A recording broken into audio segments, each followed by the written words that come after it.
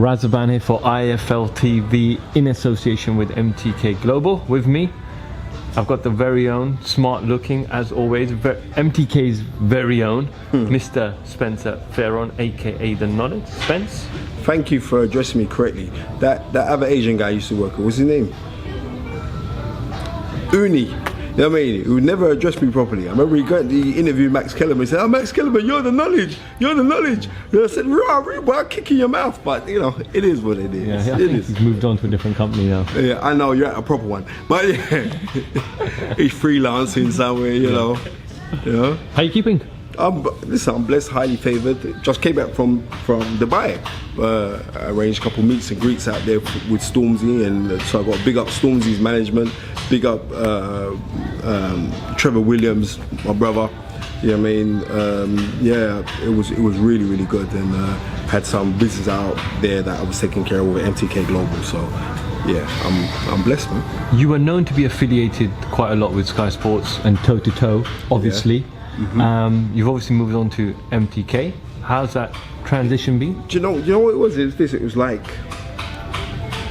people now at Sky, you got to be on staff. I was only there once a week, and they were like, "Oh, so this, like me not doing a lot of the Sky stuff. It's been over a year, but every now and then they'll have things, and I get a call up saying, "Could you want to go do this and go do that?" But myself per se, like being on the podcast and that died out ages ago. But I've got a props Ed Robinson, because I'm doing a lot of stuff now with this entertainment stuff, especially with American artists and that. And Ed Robinson, he helped me with that, so I got props Ed Robinson. You know what I mean? And so yeah, I'm very, very grateful. MTK has come a long way in a very small period of time. They've got tournaments, they've got some big names, Billy Joe, Tyson Fury, to say just a few. They've got charity foundations, and they are aligning themselves up with Top Rank, one of the biggest broadcasts in America. How has this happened so quickly? 2 years ago, I sat in a meeting. You can ask Jamie Conlon, you can ask everyone who's around, right? And I sat in this meeting, and I said to everyone, I see Mtk Global has been its #1 thing in the whole world, and if we're not singing off that script, then something's wrong. And I remember a couple of guys afterwards, like, you know, I'm into this motivational stuff, and they were saying, "Bloody hell." And I said, I also know the people who are behind Mtk Global and the driving force of it. Their work ethic is ridiculous, you know, seriously. And it is like a family. I mean it. It's like a family. Like, when things were getting cut for me at Sky, I get phone calls from the directors at Mtk Global saying, "Listen, Spence, let's start our own podcast. You run it, and then we was going to do it in synergy with IFL, right?" And I said, "No disrespect, 'cause I don't want to seem like I'm a very proud person. I'm not begging." I said, "I'm going to go do my own thing." And like Tundi Ajayi was saying, "Spence, come, I'm ready now." Like, before I didn't think like I was ready to talk boxing with you, because you're like some encyclopedia. I said, "You don't have to be. We just go do our thing." Like, me and Tony's grown up together. We did our thing, Fight Is Right, and we're getting mad. You see, we're getting mad numbers. I get mad numbers just on my Instagram, so I'm really, really grateful for that, because like there are people. It's not even that. I get a lot of love from my community, right? So I'll be out in a bank, and guys are, "Rah, the knowledge, come here," and they argue me and crazy, like, "Nah, you just keep it 100 and da-da." I'm not gonna be everyone's cup of tea, but you know the rules. If you're everyone's cup of tea, you're a mug, right? And I'm not a mug. And as long as I can give my children the best of life, and everyone likes to pre my page on my Instagram, know like what, you know what I mean. As long as my children get the best of life and can live a standard of living, more so to live a standard of contribution. And my children, I'm teaching my children from young. Like, my youngest is only 1.5. You know what I mean? My oldest is 13, so I've got to teach that for the kids, because like the kids are like, "Oh yeah." My son yesterday, his friends are like, "Yeah, my dad's rich," and all that. So they don't really have this concept yet. So I'm trying to teach them that concept, like, yeah, we have to graft. It's not like things are not given to you with anything that you want. You can actually have it, but you're gonna have to graft for it. You know what I mean? Just like what you've done, Uni. You was at Fight Hype. When I first saw you, you was just with a little with the dictaphone, right? Now look at you. You're walking around, you're doing your bit. So everything's a progression, man. Spence, this event that's taking place this week, many years ago, maybe 10 years ago, we had something on Sky which was Prize Fighter. It's nothing like Prize Fighter, though. More recently, we've had the World Boxing Super Series tournament, which is kind of more elite and world level. This particular tournament itself, is it opening up the doors to those fighters who don't get that exposure? 100% it is, because it's something which is a tournament where people are going to come out to watch the tournament. So you have to realize that there's been a big resurgence in boxing. So we have boxing fans now who are not necessarily fans, they're entertainment fans. We're fans of entertainment. So you want to get entertained, just make sure you go get your ticket for York Hall this Friday. You'll get entertained because, you know what I mean, we've got 2 weight categories, right? So you got the feathers and the super lightweights. Now it's called super lightweights, right? It's always been light welterweight to me, but you know what I mean. So you got the 140 guys and the 126 guys. So when you look at that, every fight is a good matchup. There's not one like, oh, that's a grotesque mismatch, and because that's not what it's about. It's about promoting and doing things fairly, so people feel like I spent my money to come out to support, but I got entertained even by the other guys, because there's no fight that's an undercard, because it's all leading up to something to you know what I mean, to this big, what's it, cacophony of the final, and that's what makes this exciting. Huh? Which fight kind of are you looking forward to the most? All of them, and the reason why I'm saying all of them, because I don't want to leave out no one, but you know what I mean, Lee Wood, Jazzy Dickens, that's gonna be a good fight, you know. That's gonna be a very, very good fight. People are saying that's Bellew versus Colwell. Yeah, kinda. You know what I mean? So I'm looking forward to that. But I'm just looking forward to the night itself. It's like O'Hara Davis he's fighting. We've got this new improved O'Hara Davis now who's become humble and become very philosophical. So, you know what I mean, look inside outwards now. So, you know, we shall see with him as well. But it's just going to be a good fight, man. Spence, let's talk a little bit about the heavyweight division. That's what I'm here for. It is happening this week. But before we talk about Deontay Wilder and Tyson Fury, let's go back a couple of months to Riyadh, Anthony Joshua and Andy Ruiz. Anthony Joshua was clinical and he beat Ruiz in the rematch. My question is the following. There are many fighters in the past that when they have a certain number of fights, they have a particular style.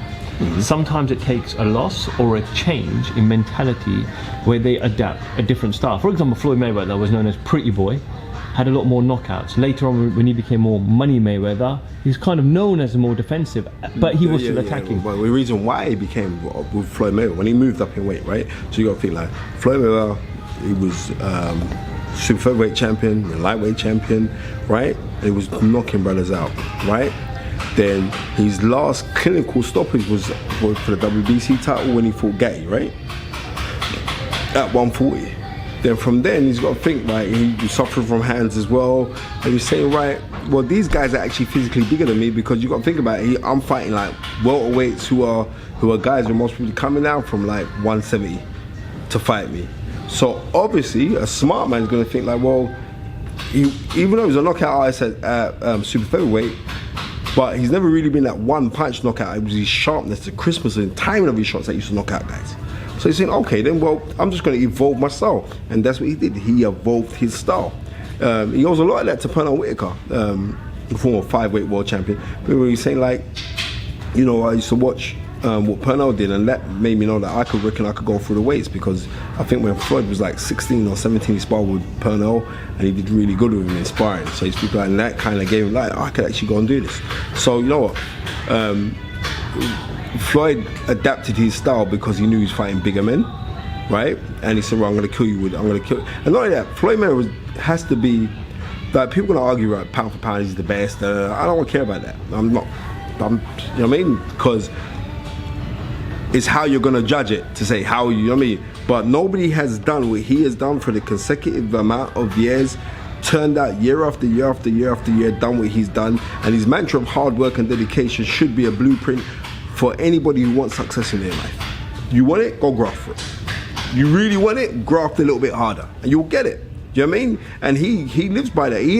He's visualized where he wanted to be in his life. I don't care about the man's personal life. I don't want to jump on his personal life, or is this, is that. No, I think Floyd Mayweather, he's the greatest boxing businessman of all times, right? Because he's retired now, he's still very wealthy, right? And they still talk about, he's gonna come back. And if he does come back, and he most will be out in Saudi Arabia, you know he's gonna make 300 million. So, you know what I mean? We could talk, you wanna talk about Floyd Mayweather, this, that, and all the rest of it. I'm saying a fantastic boxer, right? Seriously, and the smartest businessman in boxing, period. And he's done it his own way.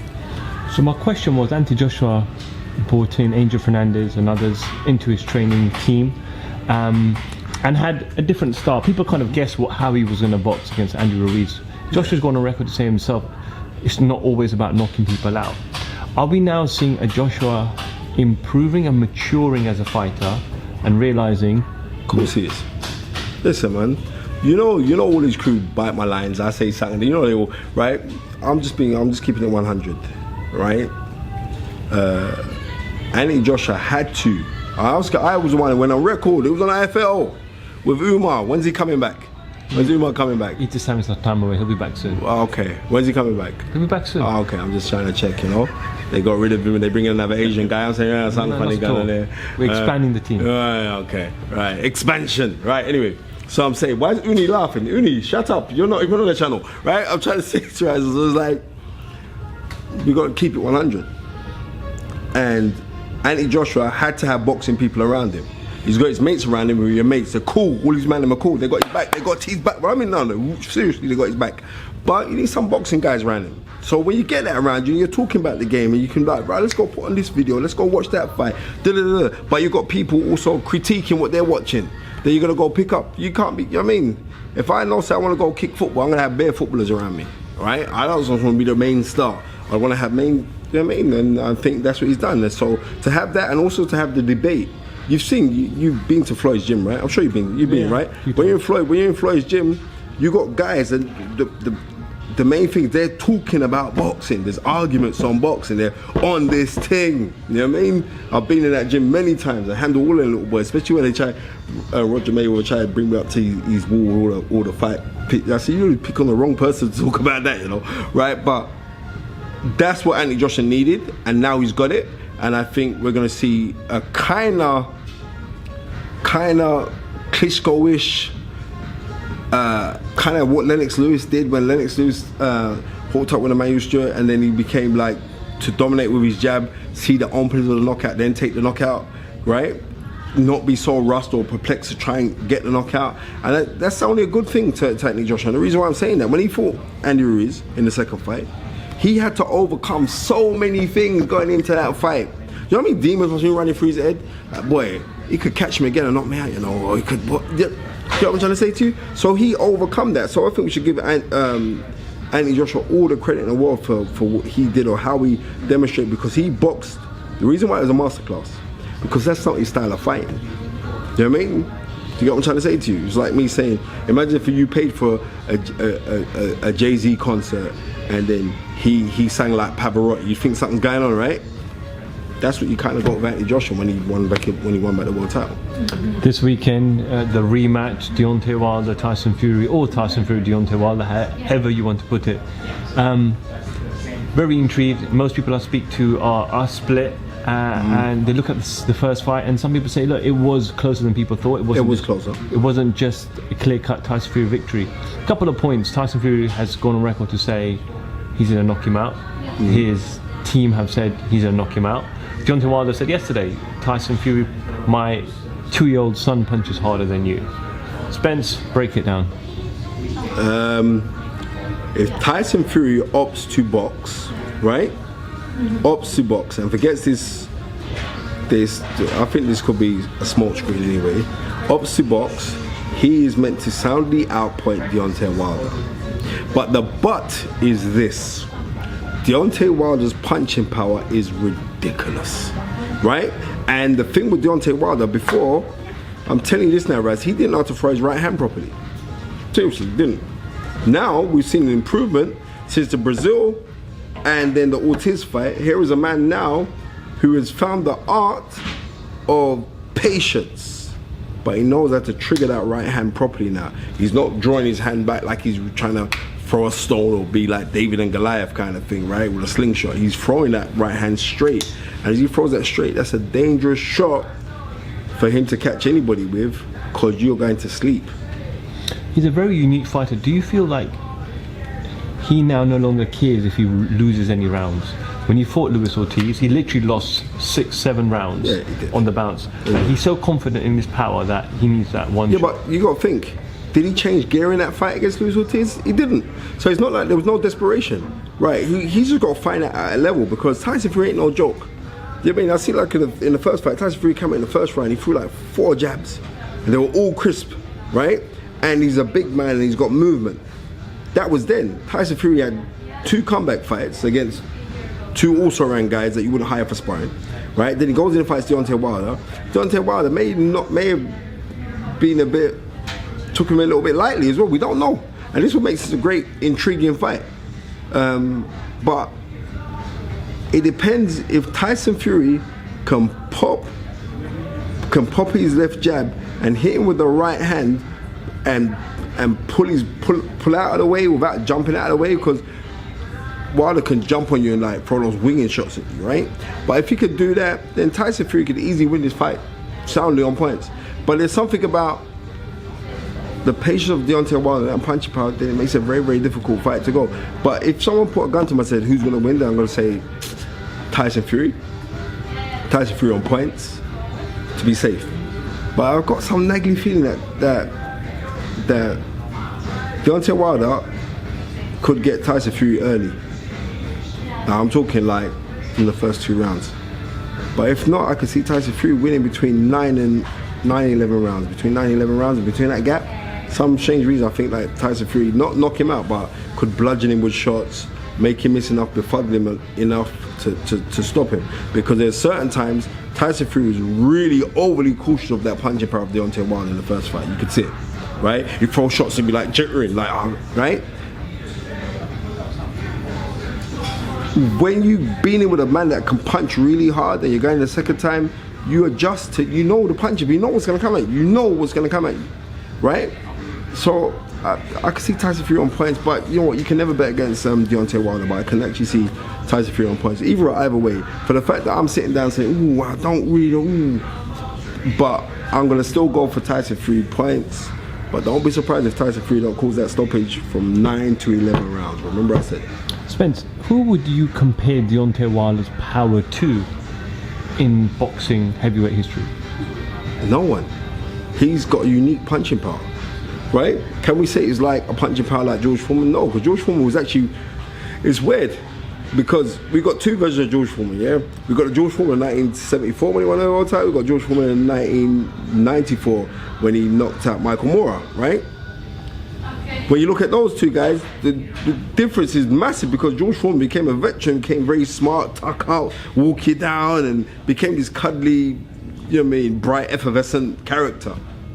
But the George Foreman who was fighting back in like the 70s, the guy who won the 1978 Olympics in what was it, in Mexico, or was it Tokyo, right? He was a horror, right? But he wasn't scientific, right? So there's similarities to that George Foreman, because he wasn't scientific, but he was still more scientific than Deontay Wilder.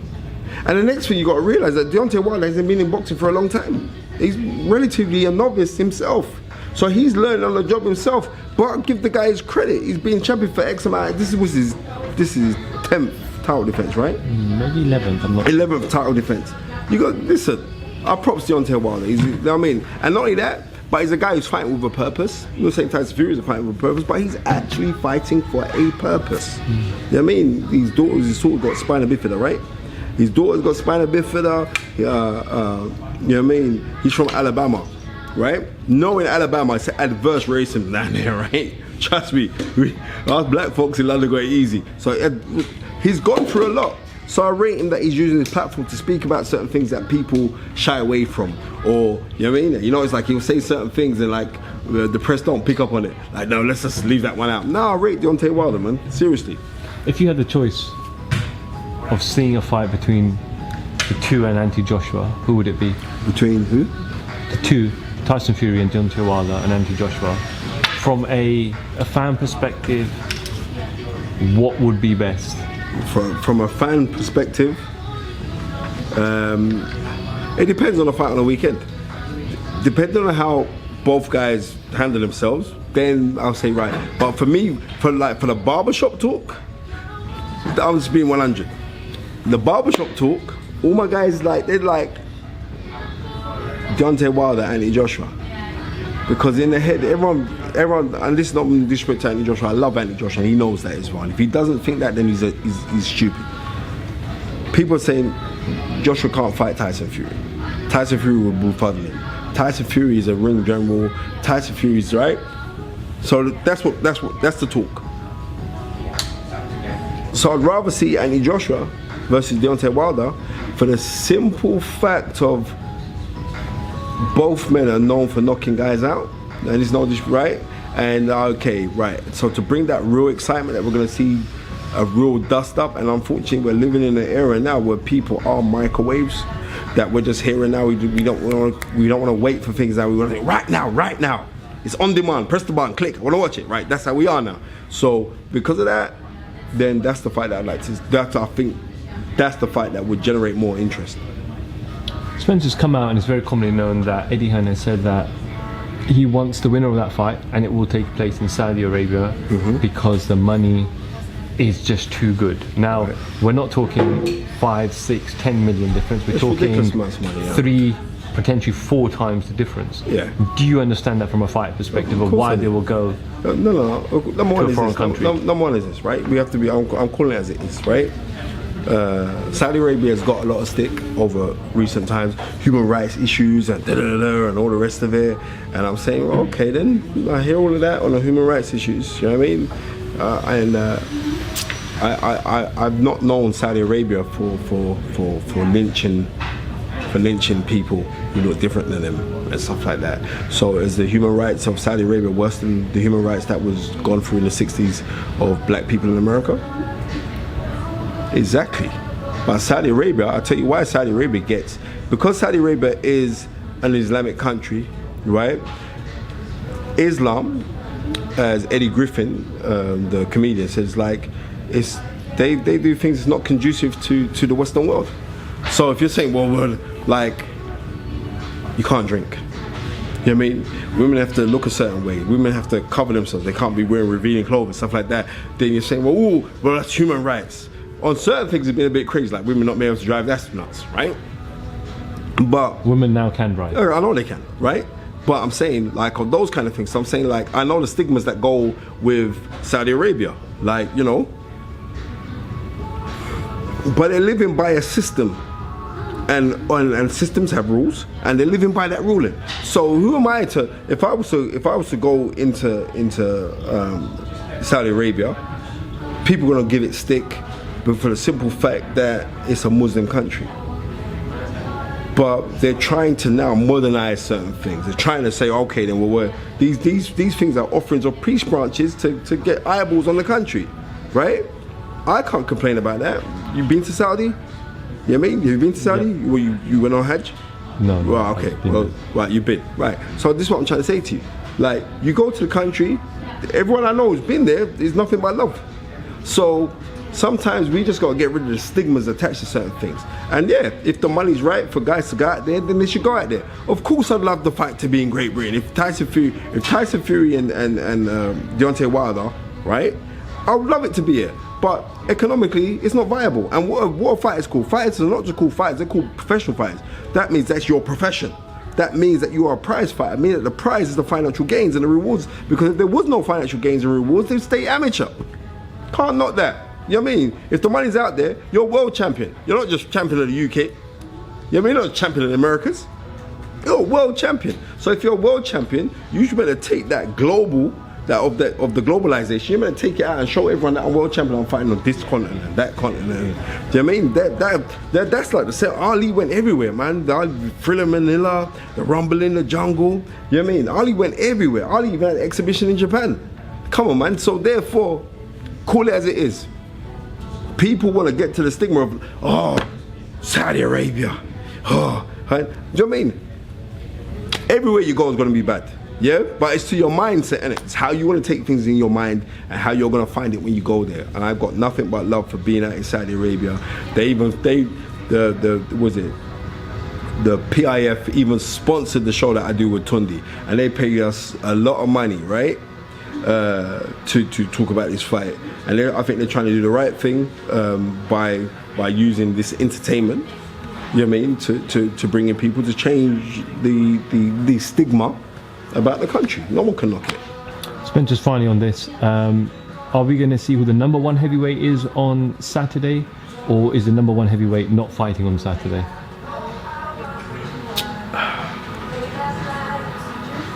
How can Anthony Joshua be the number 1 heavyweight when Anthony Joshua lost his fight prior?